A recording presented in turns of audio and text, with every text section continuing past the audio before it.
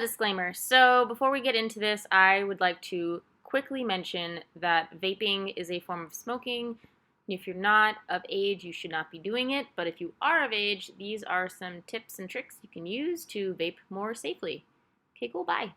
Hello! You might notice that I'm ruining quite a bit of magic today, and that is because we're going to be talking about vaping, which means I need use of my real hands. You'll notice I actually have decent-ish nails today. These are not mine, these are out of a box because my nails look like shit.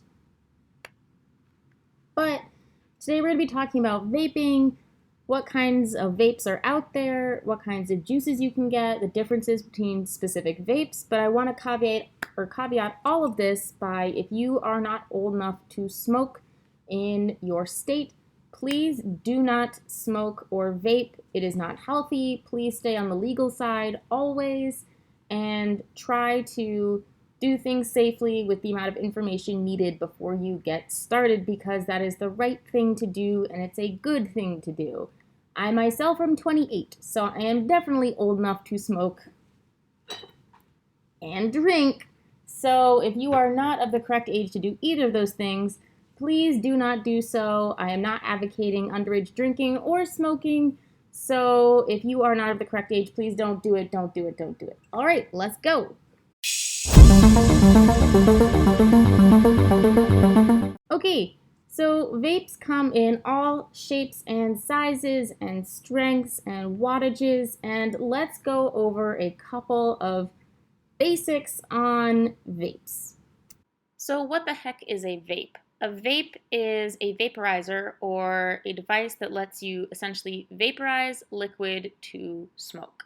These come in a variety of sizes and shapes and colors with different power settings. Some have really fancy settings, some are boxes, some are sticks, some are basic e-cigs. But as long as it lets you vaporize smoke, it basically qualifies as a vape or a device with which you smoke e-juice. Did you get all that? Yep, there are a lot of different kinds of vapes out there, and we're going to go into a big distinction between some vapes and others with drip tips and tanks. They might be called different things by different people, but if you go into a vape shop and you are looking to smoke, they're probably going to ask you if you drip or if you use a tank, and this is what they mean.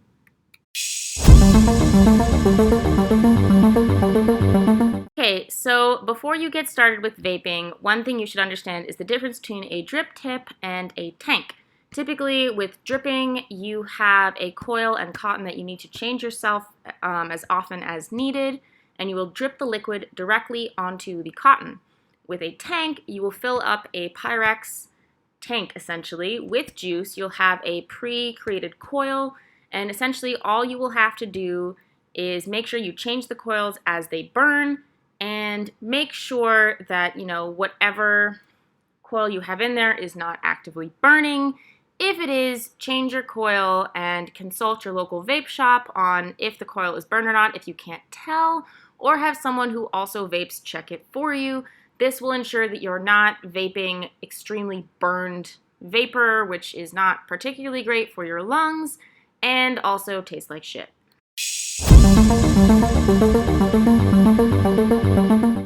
Okay, so now you have drip versus tank. So the next thing you're going to want to do is look at juices. There are a ton of juices out there, and the best way to figure out what juice is right for you is actually to go into a smoke shop and try flavors, because you're not really going to know what you like until you try it. I highly suggest you do not buy things off the internet before you have actually tried them. Sometimes it works, sometimes you end up with disgusting juice from China, which is gross. So what you want to do is look up where your closest vape shop is and find the flavor that is right for you. My usual pick for this beautiful little baby is Ghost Pancake in 3 milligrams of nicotine. I do not smoke above 3. I think 6 is gross, but you might like it. You don't know. You have to try it first. They also offer 0 nicotine, and it can go as high as 12 typically with most juices, and it can go higher than that with other specialty juices, but then again, you're just going to have to go to your local vape shop and see what they have and what you like.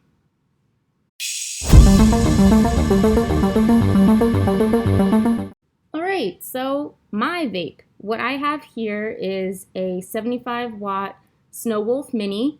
It has a lovely little screen, which tells me the strength at which I'm actually vaping. I also have a Baby Beast on top. These are great because they have a swivel top, so it's very easy to fill, and they have a little rubber guard so that you don't spill everywhere. In terms of tanks, this is a really, really nice tank, but if you're just getting started, a Crown 1 tank is also really good. I would stay away from Arctic tanks because they tend to leak everywhere. So if you're a little klutzy, this is going to be your best friend in terms of tanks. I do not drip. I don't like dripping. I don't enjoy dripping. I like having my tank, fill it, don't worry about it kind of situation. When you get a tank like this, you're going to need coils as well. I don't know where mine went, to be completely honest with you. Here we go. Depending on what kind of tank you have, you can get a box of coils. They have different resistances that they recommend for different wattages. Now this is crucial. Always check what's recommended. For this particular coil, 40 to 60 is typically what they recommend. I always vape at 50, somewhere in the middle, so it's not so hot that it'll burn, but so low that you won't get smoke. Always, always, always, always, always check recommended wattage. That is key. Additionally, for the batteries, my vape takes 1 battery. Your vape might take 2, might take 1, might be USB chargeable. You have to read the instructions. It's very, very key on this. Only use the batteries that are recommended for your vape, and always keep them charged safely. And when you're not out of the house, unplug your charger so that you do not fry your batteries or make them explode. Now, a common misconception is that like if you have a vape, it will explode at all times and it's very dangerous. Not true. If you practice battery safety and you do not leave your batteries charging when you leave the house or put them next to metal objects, they're typically okay. Now with your average battery, if I can fish this baby out, what you want is to ensure that all of the contact plates are carefully wrapped and secure. If this bit comes loose or starts breaking, immediately change the battery. That's not safe because if there's all this metal pressing against your charger, that is a good way for your battery to explode in your face. Additionally, if you have a box, this is like a box mod, and you are vaping at it, always make sure that the battery is not exposed before you smoke. Anytime you are going to vape, take the plate or however you close it and make sure that your battery is securely covered. This will keep it from exploding and coming into contact with other metal objects, which could make it explode. But yeah, what I have in this currently, because I cannot find Pancake in my area, is Pale Whale Last Light. It's kind of nutty, amaretto-y tasting. It has pretty good clouds, so I can demonstrate for you guys. With a box mod with a proper tank, you can probably expect to see clouds like this. 1 second, please. Blech.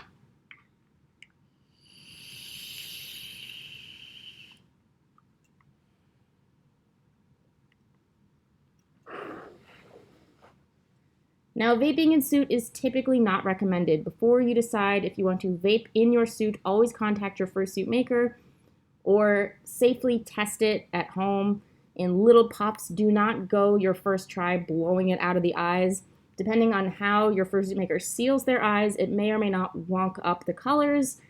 And if you are sensitive to smoke or your housemate or friend is sensitive to smoke, always make sure that you smoke outside so you do not blow it in their face, especially if they're very, very smoke sensitive. They are not going to appreciate that.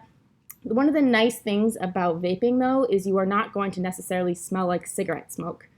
My smoke right now smells like amaretto. It typically smells like Pancake.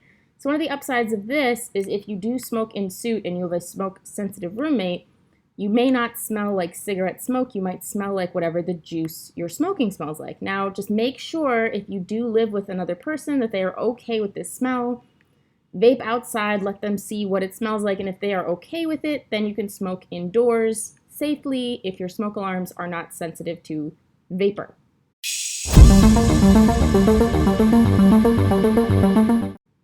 But yeah, This is a basic vaping 101. I hope this is super helpful. If you have any questions, as always, leave them in the comments.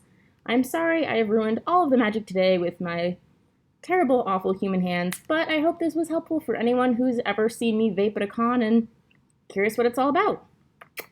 Bye!